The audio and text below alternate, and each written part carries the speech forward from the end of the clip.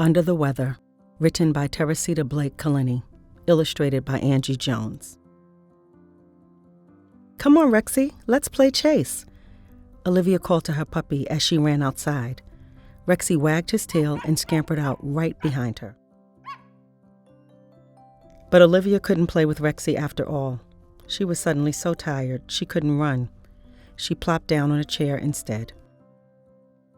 Olivia rubbed her legs. Her legs had been hurting a lot lately. She stared at the new bruises on her arms and legs. She had lots of bruises. Olivia's head hurt, and she felt hot. Her head had been hurting a lot lately. Mommy came outside with a worried look on her face. She touched her hand to Olivia's forehead, checking for a fever. "You seem to be under the weather again today," she said. Olivia knew under the weather meant she didn't feel well, and she knew Mommy was right. Mommy scooped Olivia up in a big hug and carried her back inside. Olivia snuggled up on the couch with Boo Bunny in her favorite blanket. Rexy curled next to her, but he did not wag his tail. Nana came over to stay with Olivia while Mommy went to work. There would be no kindergarten for Olivia that day. Mommy kissed her goodbye and promised to be back later to take her to the doctor. Nana offered to read Olivia's favorite books to her, but Olivia just wanted to take a nap. When Olivia woke up, Nana made her favorite lunch, a grilled cheese sandwich. But Olivia wasn't hungry. When Daniel, Olivia's big brother, came home from school, he was sad to see that Olivia didn't have enough energy to play with him.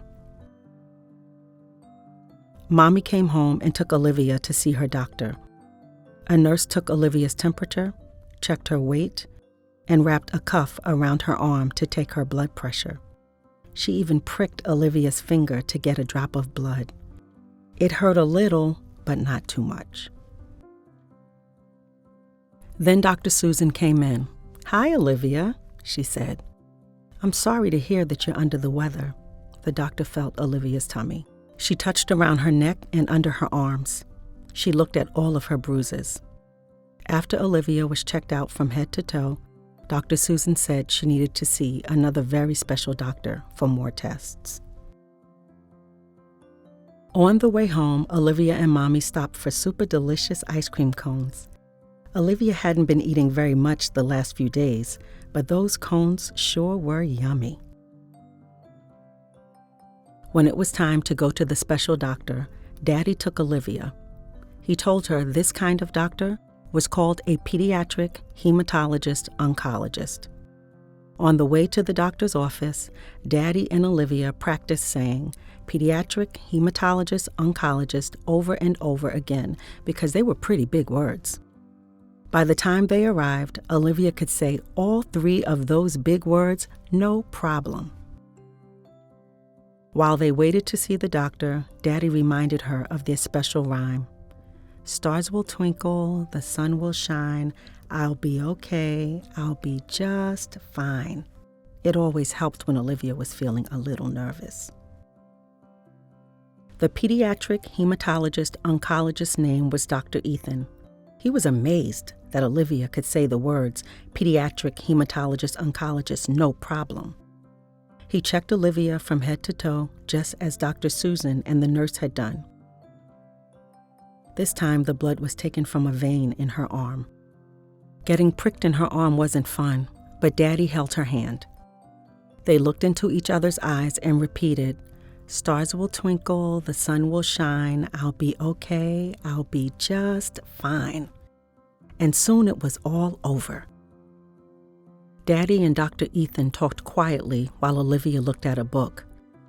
Then Daddy sat with Olivia and told her that Dr. Ethan said she had leukemia, another big word. "What is leukemia?" Olivia asked. "Let's ask Dr. Ethan to explain," Daddy said. "We all have lots and lots of cells inside our bodies," Dr. Ethan said. "When there are cells inside our blood that are not working right, sometimes that means we have leukemia. It's a kind of cancer, and that's what is happening to you, Olivia. We're going to give you some special medicine here at the hospital. It will get rid of the cells that aren't working quite right so that the rest of your cells can work better. You will stay in pediatrics, the children's unit, on the 3rd floor, and I'll be visiting you every day. When Olivia and Daddy left Dr. Ethan's office, they headed to the elevator, which would take them to the pediatric floor. Mommy was on her way to meet them. She'd bring Olivia's suitcase and, of course, her rainbow blanket. I'm going to miss Boo Bunny, and Boo Bunny will miss me too if she can't stay, Olivia told Daddy. No need to worry about that, Daddy answered. Boo Bunny will be right here with you. Hooray, Olivia said, and she smiled.